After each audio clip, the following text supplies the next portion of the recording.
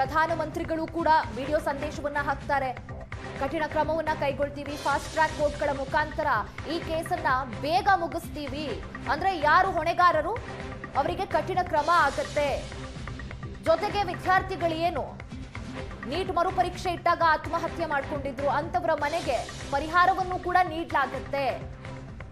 ಇನ್ನು ಪ್ರತಿಭಟನೆಯ ಸಂದರ್ಭದಲ್ಲಿ ಆದಂತಹ ಗಲಾಟೆ ಗದ್ದಲ ಈ ವಿಚಾರವಾಗಿ ವಿದ್ಯಾರ್ಥಿಗಳ ಮೇಲೆ ಎಫ್ಐಆರ್ ದಾಖಲಾಗಿತ್ತು, ಅದನ್ನು ಕೂಡ ವಜಾಗೊಳಿಸ್ತೀವಿ. ಆದ್ರೆ ಶಿಕ್ಷಣ ಸಚಿವರ ರಾಜೀನಾಮೆ ಕುರಿತಾಗಿ ರಾಜೀನಾಮೆಯನ್ನ ಶಿಕ್ಷಣ ಸಚಿವರು ಯಾಕೆ ನೀಡಬೇಕು?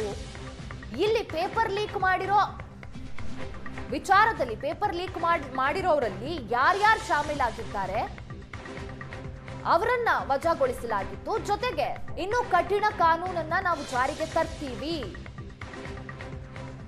ಅನ್ನೋದಾಗಿಯೂ ಕೂಡ ಸರ್ಕಾರ ಭರವಸೆಯನ್ನ ನೀಡಿತ್ತು.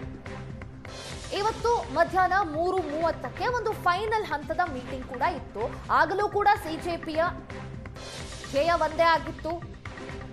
ಸಿಜೆಪಿ ನಮಗೆ ಯಾವುದೇ ರೀತಿಯ ರೀಸನ್ಸ್ ಬೇಡ, ಶಿಕ್ಷಣ ಸಚಿವರು ನೈತಿಕ ಹೊಣೆಯನ್ನ ಹೊತ್ತು ರಾಜೀನಾಮೆಯನ್ನ ನೀಡಬೇಕು ಅಂತ.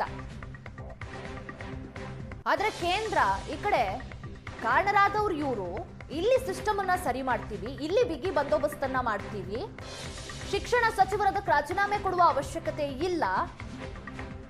ಒಂದು ರೀತಿ ಕೇಂದ್ರ ಶಿಕ್ಷಣ ಸಚಿವರ ಸಪೋರ್ಟ್ನಲ್ಲೇ ಇತ್ತು. ಬಿಗಿ ಕ್ರಮಗಳನ್ನ ಕೈಗೊಂಡ್ರು, ಸಂಬಂಧಪಟ್ಟವರನ್ನ ವಜಾಗೊಳಿಸಿದ್ರು, ಹಾಗೆ ಇನ್ನು ಕಠಿಣ ಕ್ರಮವನ್ನ ಕೈಗೊಳ್ಳಲಿಕ್ಕೆ ಕಠಿಣ ಕಾನೂನನ್ನ ಜಾರಿ ಮಾಡ್ತೀವಿ ಅಂತಲೂ ಕೂಡ ಕೇಂದ್ರ ಹೇಳಿತ್ತು. ವಿದ್ಯಾರ್ಥಿಗಳು ಕೂಡ ನಿರಂತರವಾಗಿ ಪ್ರತಿಭಟನೆಯನ್ನ ಜಂತರ್ ಮಂತರ್ನಲ್ಲಿ ನಡೆಸ್ತಾ ಇದ್ರು, ಸಿಜೆಪಿಯು ಕೂಡ ನಡೆಸಿತ್ತು. ಸೋನಂ ವಾಂಗ್ಚುಕ್ ಕೂಡ ಉಪವಾಸವನ್ನ ನಿರಂತರವಾಗಿ 26 ದಿನಗಳ ಕಾಲ ಉಪವಾಸ ಸತ್ಯಾಗ್ರಹ ಮಾಡಿದ್ದಾರೆ. ಅದಾದ ನಂತರದಲ್ಲಿ ಅವರ ಮನ ಒಲಿಸಿ ಯಾವಾಗ ಅವರ ಆರೋಗ್ಯ ಕ್ಷೀಣಿಸ್ತಾ ಇತ್ತು ಆಗ ಆಸ್ಪತ್ರೆಗೆ ದೆಹಲಿ ಪೊಲೀಸರು ಅವರನ್ನ ಕರೆದೊಯ್ತಾರೆ. ಅಲ್ಲಿ ಬಿಜೆಪಿ ನಾಯಕರು, ಕೇಂದ್ರ ನಾಯಕರು ಸೋನಂ ವಾಂಗ್ಚುಕ್ರ ಮನ ಒಲಿಸ್ತಾರೆ.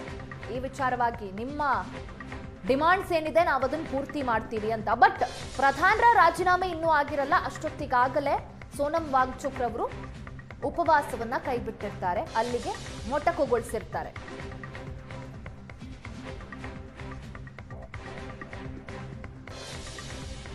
ಕಾಕ್ರೋಚ್ ಪಾರ್ಟಿಯ 3 ಬೇಡಿಕೆಗಳಿಗೂ ಕೂಡ ಈಗ ಕೇಂದ್ರ ಸರ್ಕಾರ ಮಣಿದಿದೆ. ಕೇಂದ್ರ ಶಿಕ್ಷಣ ಸಚಿವ ಸ್ಥಾನಕ್ಕೆ ರಾಜೀನಾಮೆಯನ್ನ ಧರ್ಮೇಂದ್ರ ಪ್ರಧಾನ್ ನೀಡಿದ್ದಾರೆ. ಕೇಂದ್ರ ಸರ್ಕಾರದ ಮುಂದೆ 3 ಬೇಡಿಕೆಯನ್ನ ಕಾಕ್ರೋಚ್ ಇಟ್ಟಿತ್ತು. ಕಾಕ್ರೋಚ್ ಪಾರ್ಟಿಯ 3 ಬೇಡಿಕೆಗಳು ಕೂಡ ಈಗ ಈಡೇರಿದೆ. ಕೇಂದ್ರ ಶಿಕ್ಷಣ ಸಚಿವರ ರಾಜೀನಾಮೆ ಬಂದಾಗಿದೆ, ಪರಿಹಾರವನ್ನು ನೀಡ್ತೀವಿ ಅಂತ ಘೋಷಣೆ ಮಾಡಿದ್ದಾರೆ.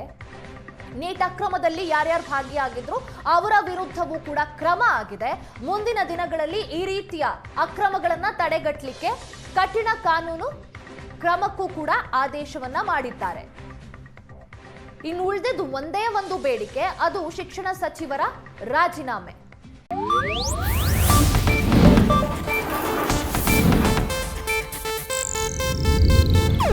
ಇದು ಏಷ್ಯಾನೆಟ್ ನ್ಯೂಸ್ ನೆಟ್ವರ್ಕ್ ಪ್ರಸ್ತುತಿ.